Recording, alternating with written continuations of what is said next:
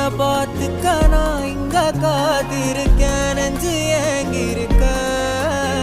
உன்னை பார்க்க வானத்தை தாண்டியும் வந்து என் காதல காமிப்பேன் நான்.